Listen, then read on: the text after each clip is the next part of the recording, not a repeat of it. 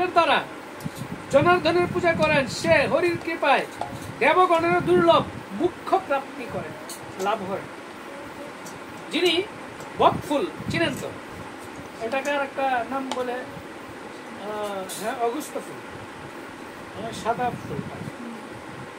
এটা যিনি ভগবানের চরণে দেন তিনি মুখ্য লাভ করেন, অন্তিমে।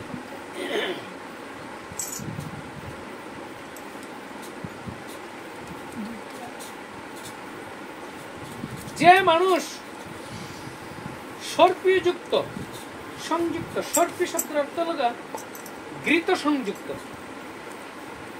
অন্য হরিকে দান করেন, সে সর্প পাপ মুক্ত হয়ে হরি মন্দিরে গ্রহণ করেন। হরি বল।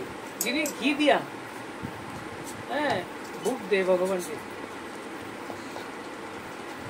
তিনি ভগবত ধাম তিনি লাভ করেন।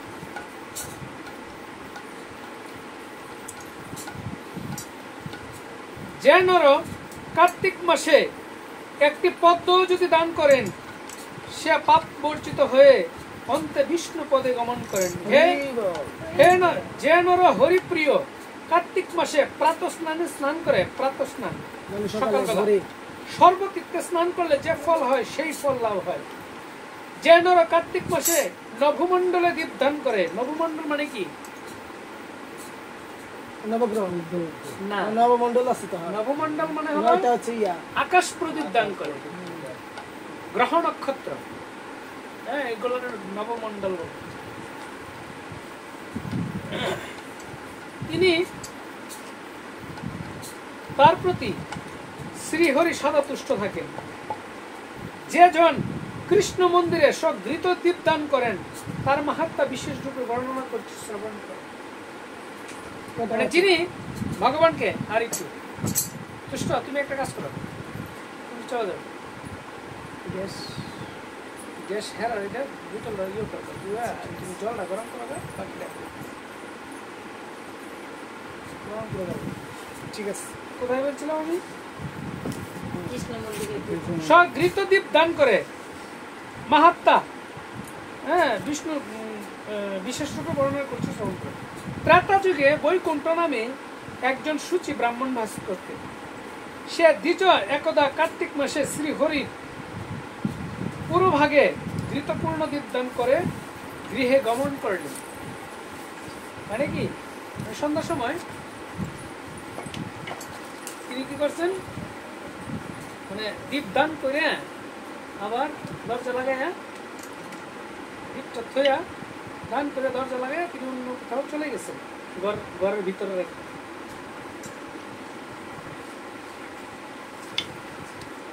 সেই সময় এক মুশিক মানে কি ইঁদুর, এই ঘৃত খেতে আরম্ভ করলো। কোথায় থেকে? এই বাতির ছাড়া থেকে ঘি খাওয়া শুরু করছে। আর সেই ঘৃত খাওয়ার কারণে তার যে নাকের যে ডগা, ওটা আবার ইয়ের মধ্যে সল্পটার মধ্যে কি একটু লাগছে কিসে, মানে ওই মানে প্রদীপটা যখন জ্বালাইছিল কিছুক্ষণ জ্বলার পরে কিন্তু এই প্রদীপটা আপনার নিমু অবস্থা হয়ে যায়। তখন এটা আবার কি করে, একটা কাড়ি দিয়ে উঠাইয়া দিতে হয়, সুন্দর করে জ্বালায় দিতে হয়। তো উনি যে চলে গেছে তখন এটা জ্বালায় খেয়ে দিবে। তো ওই কি করছে, ঘি খাইতে গিয়া এটা নাকি কি করছে, একটা বসা লাগছে আর এটাকে উপরে উঠতে পারছে। এতে ভগবান কি করলেন, এতে তিনি মানে হঠাৎ করে যখন আগুনটা বেড়ে গেছে গা, উজ্জ্বল হয়ে গেছে, তখন তিনি ভয় পেয়ে গেছে, শীত মেরে গেছে। যেমন আমাদের যদি কারো শরীরের মধ্যে কোনো কিছু লাগে, হ্যাঁ, তাহলে আমরা শীত মারি না। তো এটা উনিও মানে ওই মুশিকটা কি করছে, ইঁদুরটা শীত মেরে উঠছে এবং প্রাণের ভয়ে সে পালাতে লাগলো।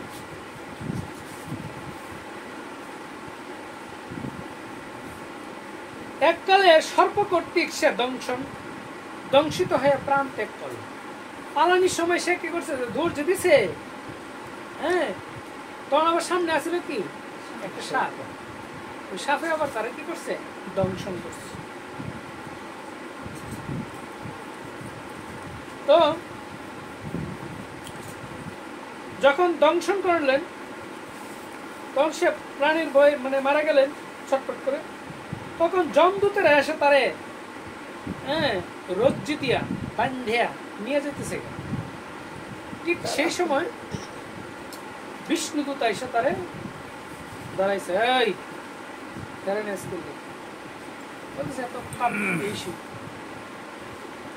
তখন তারা তাদের সাথে যুদ্ধ হয়ে তারা সেই ওই লোকেরে মানে ওই মুশিকরে আত্মাটাকে আবার স্বর্ণ নির্মিত বিষ্ণু চতুর্ভুজ বিষ্ণু রূপে বিমানে আইসা, ঠিক আছে, পাশবন্ধন ছিন্ন করে মানে জম কিঙ্করদের কাছ থেকে মানে জমের চাকরদের কাছ থেকে তারে নিয়ে যায়। তখন বলে, হে মুরগণ, এই মুশিক বিষ্ণু ভক্ত একে বৃথা বন্ধ করেছিস, যদি তোদের জীবনের আশা থাকে তবে শীঘ্রই প্রত্যাবর্তন কর, মানে এখান থেকে চলে যায়। এই কথা শুনে যমদূতগণ প্রকম্পিত হয়ে জিজ্ঞাসা করেন, হে বিষ্ণুদূতগণ, তোমরা একে কোন পুণ্যের প্রভাবে বিষ্ণুপুরে নিয়ে যাচ্ছ? সে একজন মহাপাপী, জমালয়ের শাস্তি বিধানই এর কর্তব্য। বিষ্ণুদূত বললেন, এই মুশিক বাসুদেবের পুরুভাগের প্রদীপ বুধন মানে উস্কিয়ে দিয়েছিলেন, সেই কর্মবশত একে বিষ্ণু মন্দিরে বা বিষ্ণু লোকে তাকে নিয়ে যাওয়া হচ্ছে। যে ব্যক্তি অনিচ্ছা সত্ত্বেও বিষ্ণুর অগ্রের প্রদীপ দীপ বোধন করেন, মানে কি, মানে প্রদীপটা অন্য কেউ জ্বালাইছে, অন্য কেউ জ্বালাইছে, কিন্তু আপনি যদি এটা দেখেন কম এটা আবার আপনি যদি প্রজ্বলিত বলছে তিনি এক কোটি জন্মের পাপ থেকে তিনি মুক্ত হয়ে পরিশেষে হরি গৃহে গমন করে। কার্তিক মাসে একাদশী তিথিতে যে নর মানে মানুষ ভক্তি সহকারে দীপদান করে তার পুণ্য আখ্যান করতে শ্রী হরির ভিন্ন আর কেউ সমর্থ নয়। মানে কি, তার পুণ্যের কথা যে বলতে গিয়া এই হরি ছাড়া কেউ বলতে পারবে না। বলছে দশানন বা সহস্রানন মানে অনন্ত দেব, যার অনন্ত মুখ, তিনিও বর্ণনা করতে অক্ষম। যে হরির গৃহে মা এটা কি লীলা হইতেছে, যে হরির গিয়ে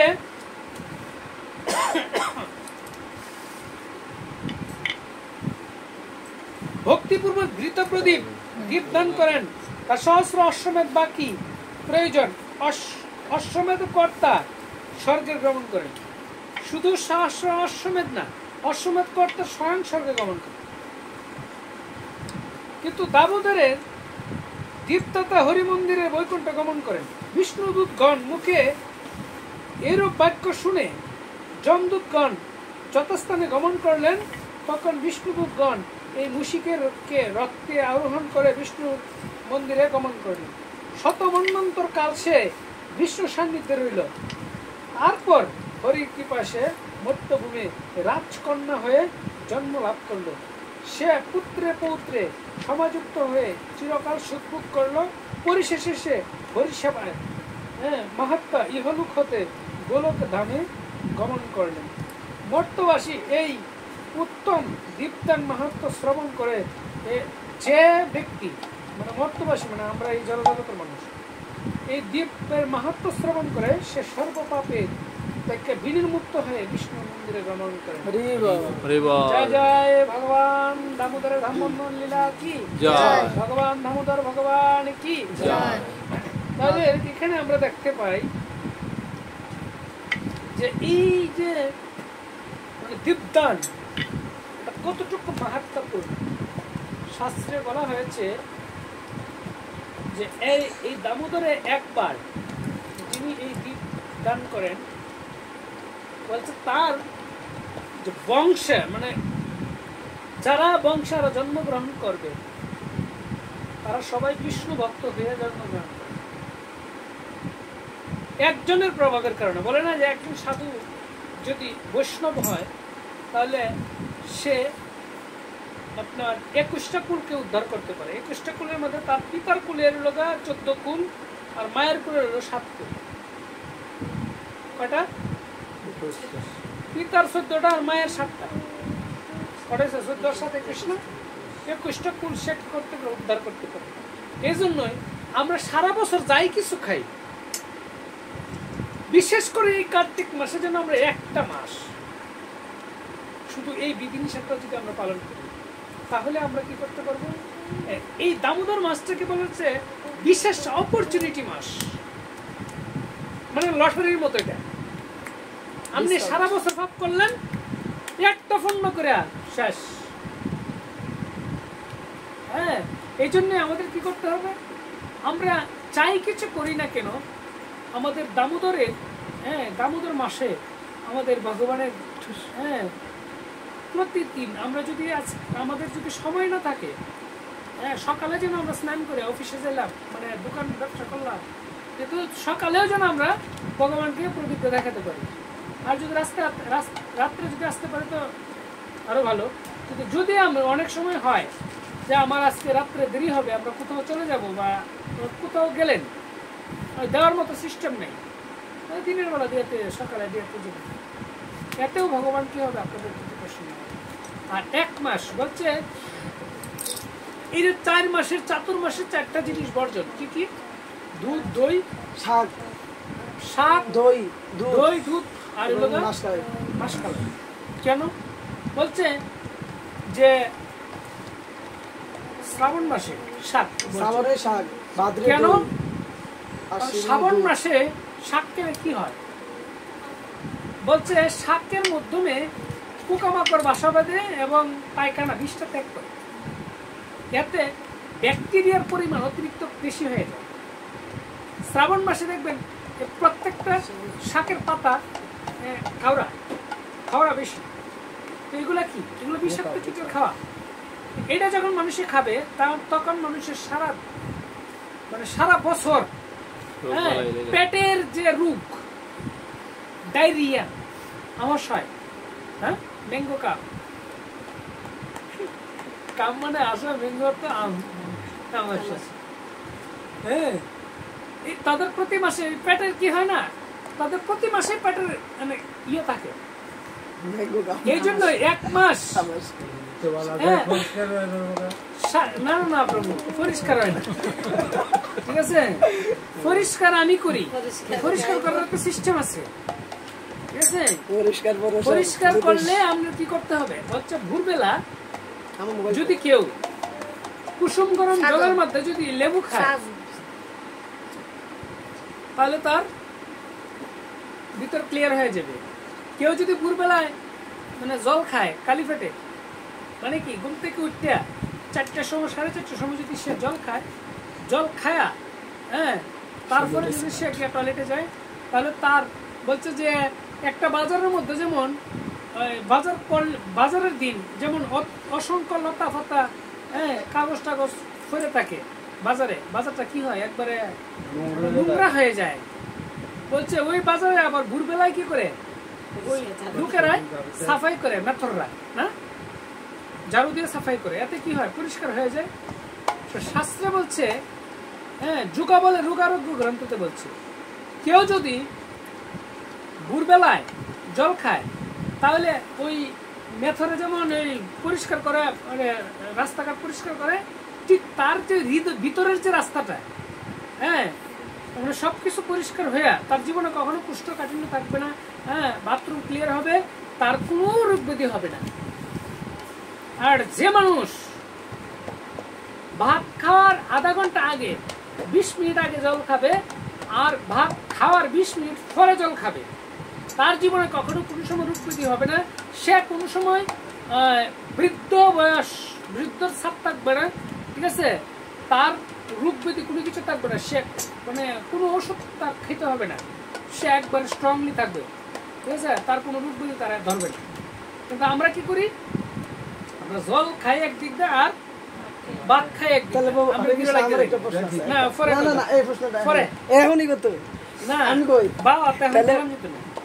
পানটা যে খায় সকালে বাসি মুখে, এটা খেলে কি হবে?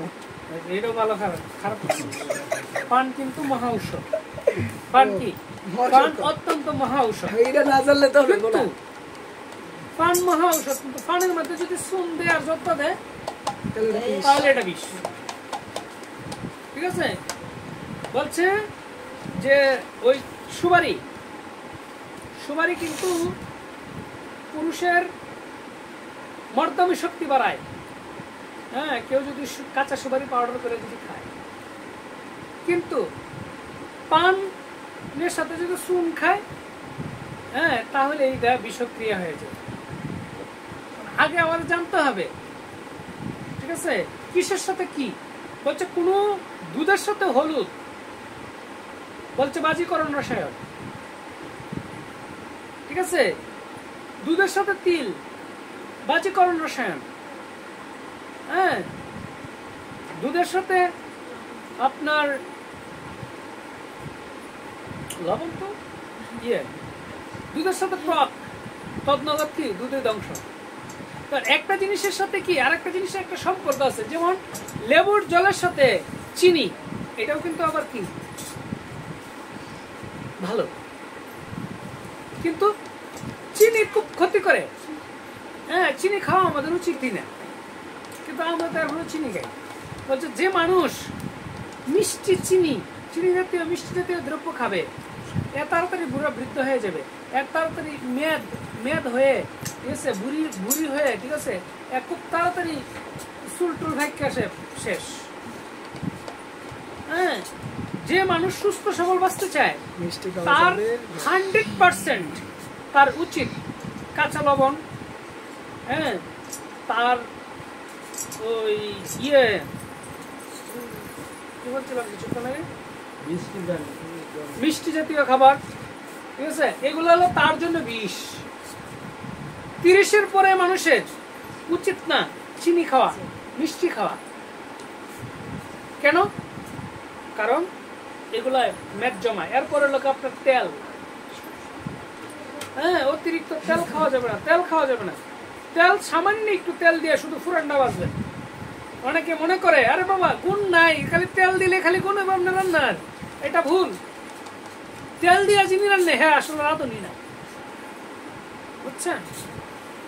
আমি আমার বাসায় ঘিও খাই না, এই সানফ্লাওয়ার তেলও খাই না। কেন? কারণ ঘিয়ের মধ্যে ডালনা মিশাই, সানফ্লাওয়ার তেলের মধ্যেও মানুষে কি করে ওই সয়াবিন তেল মিশায়। তাহলে আমি একাদশী করি, আমার একাদশী হইব কি ভাই? আমি নিজে ফাড়ার মধ্যে বাদাম বাটতে বাদামের যে তেলটা হয় না, এটা দিয়ে আমি রান্না করি। আপনারা খাই দেখবেন যেসব মানুষ ঘি খায়, নিজে না তুললে ঘি খায়, মানে কি একটা হলো আপনি নিজে তুলছেন, এই ঘিটাকে বিশ্বাস করা যায়, যেই ঘি আপনি বাজার থেকে কিনে আনেন এইটা আমি বিশ্বাস করি না। এই ঘি খায়া আপনারা যদি সেবা করেন, হ্যাঁ, আমি বলবো আপনাদের সেবাতে ত্রুটি হবে। ঠিক আছে, এগুলো ঘি না, এগুলো হলো আপনার ডালডা। হ্যাঁ, এটা হলো বনস্পতি বলে। ঠিক আছে, আপনারা কতটুকু জানেন আমি জানি না। ডালডা কিন্তু পশু পাখির চর্বি দিয়ে বানায়। কি করে? প্রভু আমি জানি। হ্যাঁ, তাহলে আমি মাছ মাংস খাইলাম না, ভগবানের প্রসাদ খাইলাম, হ্যাঁ, নিরামিষ খাইলাম, আমার কি নিরামিষটা হইল না? তাহলে এগুলো খাওয়া যাবে না। আপনাদের আশীর্বাদে আমি কিন্তু আপনার ওই যে সাদা চালের ভাত এগুলো আমি খাই। আমার বাসায় দেখি চালের লাল চাল, বিলি চাল, আমি ঢাকার থেকে বস্তা লইয়া গাড়ির মধ্যে বাসাতে লেগে খাই না। কেন? কারণ এই চালটা আপনার শরীরের মধ্যে কোনো ধরনের কোনো রোগ প্রতি আনবে না। আর আমরা যে খাই এগুলো শরীর কালি ফুলবো, হ্যাঁ, এগুলো ফাইবার চাল, অতিরিক্ত, এগুলো খারাপ জিনিস। ঠিক আছে, কারণ বাঁচতে হবে তো। আমি 4 মাস বরবটি, হ্যাঁ, এগুলো আমরা খাই, আমি খাই না, কিন্তু আপনাদের উচিত 1টা মাস না খাওয়া। হ্যাঁ, আর আপনারা যদি সুস্থ থাকতে চান, অসময়ের কোনো ফল, অসময়ের কোনো সবজি খাবেন না। এই যে এখন কালকে দেখলাম না, আজকে সকালে কত সুন্দর একটা ফুলকপি নিয়ে এসেছে। আসলে কি এটা ফুলকপি? হ্যাঁ, বাঁধাকপি, এগুলো কখনো কোনো সময় খাবেন না। কেন? অসময়ের জিনিস মানে বিষ। আর যদি খাইতে চান, আমি আপনাদেরকে বলবো হাফ বয়েল করে নিন। কেন? বিষটা বেরিয়ে যাবে। আমি আজকে হাফ বয়েল বয়েল করে দিছি কইরা ফেলা দিয়া পরে আমি খাইছি কারণ আমার এটা খাইতে হইব কারণ ফাঁকলায় আনছি কিন্তু আমার বাসায় আমি এইসব জিনিস আমি করে নিই আমি এইসব জিনিস খাই না কেন আমার কথা হয়েছে কি আমার কথা হয়েছে কি ন্যাচারাল কি জিনিসটা আছে এই সময়ের জন্য এটা আমি খাবো এখন চালটা প্রত্যেকটা মানুষের খাওয়া উচিত চালটা ছাড়া ফেটার গুলি খাওয়া আমি সকালবেলা দুটা চালতারা ইয়ে করি জাল দিই দিয়ে রসটা আমি খাই দিয়ে ওটা চালতারা দিয়ে আমি চাটনি বানাই বা দুয়ারা জিনিস খাওয়া হয় আমি যদি চিন্তা করি ঠিক আছে অনেক কিছু খেতে পারি কিন্তু অনেক কিছু খাইলে কি হবে বাঁচবো না কিন্তু তো কলিযুগের মানুষও পাই এই জন্য আমাদের কি করতে হবে এগুলো মাইন্যা আমাদের চলতে হবে এইসব জিনিস খাওয়া যাবে কার্তিক মাসে আপনি সরিষা তেল খাবেন না সরিষা খাবেন না বরবটি খাবেন না পটল খাবেন না হ্যাঁ তারপরে আপনি ওই মাসকালাই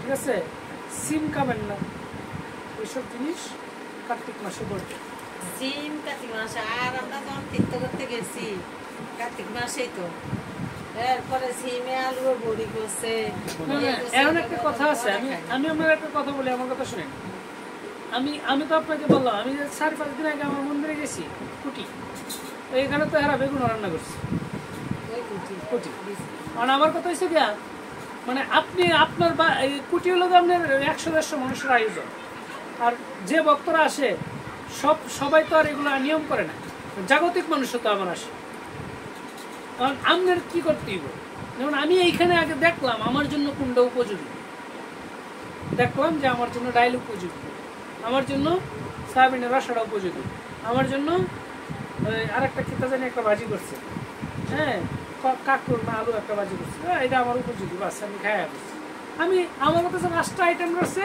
আমার 2টা আইটেম আমি খামু 3টা খামু না শেষ এটা আপনার বাসর লাগবো রান্না করছে দেখে যে আপনি কইবেন যে না ভগবানটা দিছে ভগবানের প্রসাদ না ভগবানের দুহাই দিলে লাভ হইতো ভগবান সবই খেতে পারে ঠিক আছে ভগবান বিষ খেয়ে বিষ হজম করছে হ্যাঁ আপনারা কি করতে পারবেন না এই জন্য ভগবান আপনি কি দিলেন এগুলো বিচার না আপনি কি খাইলেন এগুলো বিচার কথা বুঝতে পারছেন এরপরে আমরা যাই কি দইয়ের মধ্যে দইয়ে প্রচুর পরিমাণ ব্যাকটেরিয়া মানে 11 মাস যে ব্যাকটেরিয়া যেতে থাকে দইয়ের মধ্যে এই 1 মাস হ্যাঁ ভাদ্র মাসে প্রচন্ড পরিমাণ বেশি থাকে এটার জন্য পেটে কি হয় এই সমস্যাগুলো হয় এই রোগগুলো হয় এরপরে আপনার আশ্বিন মাসে দুধ বর্জন কেন আশ্বিন মাসে রজস্বলা হয় গাভী মাতা এই জন্য আশ্বিন মাসে দুধ খাওয়া উচিত 1 মাস দুধ খাবেন কারণ এই দুধ খাইলেও ডায়রিয়া পেটের সমস্যা হয় এই যে আপনার বাবুর আর এই হয় আপনার আগে জানতে হবে এই দুধটা এইভাবে খাওয়া যাবে না 1 মাস এই দুধ খাওয়াবেন সরাসরি এই সদ্যজাত এই দুধ খাওয়াবেন প্রয়োজনে আপনারা অন্য করবেন অন্য কিছু খাওয়াবেন দুধ খাওয়াইলেই যে খালি হবে তা না আপনার সন্তানকে আপনি দুধের যদি আপনি ছানা করেন আবার ছানার মধ্যে আবার এটা থাকবে প্রসেসিং ঠিক আছে এই জিনিসটাকে জানতে হবে আমার ফিল আপ করতে হবে অন্য কিছু দিয়ে দুধের চেয়ে 10 গুণ বেশি তিল পুষ্টিগুণ বেশি যেসব মানুষের হাত পাও সাবায় বইলে উঠতারে না উঠলে উঠতারে না হ্যাঁ এইসব মানুষ যদি আপনার একটু টার্মিক পাউডার মানে হলুদ আর একটু দুধ আর যদি 1 চামচ খায় সাথে যদি আবার একটু আদার রস যদি দুধের মধ্যে দিয়ে লাগে দিয়ে যদি হ্যাঁ এটা খাইতে পারে 21 দিনের মধ্যে হ্যাঁ ফুটবল খেলতে পারবে কোনো সমস্যা নেই আমাদের কুটি মন্দিরে এক ভক্ত ছিল কীর্তন করলে পরে ওই চাউল লইতো মাথা উনি বললে উঠতারে না উঠলে বইতারেন পরে ওই চাউল উনি নিতে পারে না তো সমস্যা না কারণ আমাদের ভক্তরা মুসকি করে হয়ে জায়গা মানে এই বেড়া ভালো পরে আগে এই বেড়ার আমি ঠিক করছি এখন তো বেড়া শুরু ভুলা বেড়াচ্ছে বেশি লাফায় বুঝতে হবে কোন সমস্যা হয় আগে জানতে হবে কেন আমার হাত পা কেন ব্যথা কি শাস্ত্র বলছে এটা হলো মানে আয়ুর্বেদিক শাস্ত্র এই জোড়ার মাঝে এক ধরনের ঘিলা হ্যাঁ একটা মানে মাংসপিণ্ডের মতো ঠিক আছে এটা থাকে এটা যদি কারো হয়ে যায় ক্ষয় হয়ে যায় তাহলে এইটার হারা এই হারে 2 হারে কি হবে টাক্কর লাগবে কটকট করবে আর এই টাক্কর লাগলেই কথাটা হওয়া যায় এখানে একই অবস্থা প্রত্যেকটা জোড়া জোড়ায় গিরাই গিরাই এই ব্যথাটা। সে যদি এই ক্যালসিয়াম যদি, হ্যাঁ আমরা যে ক্যালসিয়াম খাই, এই ক্যালসিয়াম কি দিয়ে বানায়? শামুক আছে না, ঝিনুক, ঝিনুকের যে ভিতরের অংশটা, এই দিয়ে ক্যালসিয়ামের ওষুধ তৈরি হয়। কারণ আমি সাধু মানুষ, আমি এটা খামু, অন্য কথা সবাই খাইতেছে। বিভিন্ন প্রাণীজ কোষ থেকে বিভিন্ন ওষুধ তৈরি হয়। কড মাছ দিয়া, কড মাছের অয়েল, কড অয়েল, বিভিন্ন তেল তুল তৈরি হয়, মানে এগুলো তো আমরা খাইতেছি।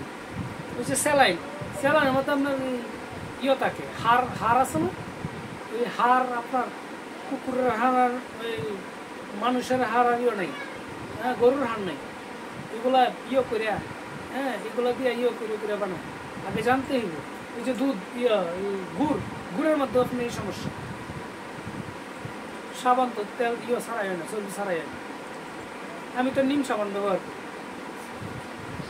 ঠিক আছে? আমি নিম সাবান ছাড়া না, বাংলা সাবানটা বানায় এখন চর্বি দিয়া। না প্রভু, সব ধরনের সাবানই না, এখন ওই যে তেল দিয়ে বানায়, ইয়ে আপনার পাম অয়েল তেল দিয়ে বানায়, ইয়েগুলো আগে চর্বি দিয়ে করতো। না এরপরেও প্রভু এগুলো দেয়। হ্যাঁ, এরপরে অনেকে আবার ব্যবহার, যেমন স্যাফরন যে ইয়েটা 250-300 টাকা একটা সাবানের দাম, এটা আবার জাফরান কুজিক্স ইয়ে দিয়া, হ্যাঁ সুপ মিল্ক মানে দুধের ইয়ে দিয়ে বানায়। আসছে নাই যে এমন কোনো কথা না, কিন্তু আমরা কি সেটা নিতে পারতেছি না কিনা কতটুকু। আর আমাদের বাংলাদেশের যে অবস্থা, বাংলাদেশের সবাই কম দামা জিনিস খুঁজে। হেরা কি আপনার এই চর্বি ছাড়া আর কোনো কিছু দিব? হেরা কি এই দুধ দিয়ে সাবান বানায় দিব আপনারা? হেরা চিন্তা করবো বাঙালি খাই আমার। বল জয় জগন্নাথ, জয় জয় দামোদর ভগবান কি, দামোদর ভগবান দামোদর লীলা কি, যশোদা মাইয়া কি, জয় দামোদর গোপাল কি। রামেশ্বরম চিদানন্দ রূপা। ফ্যান অফ করেন, আরতি দেন। আমি গাই, তুমি জয় জয় রাধা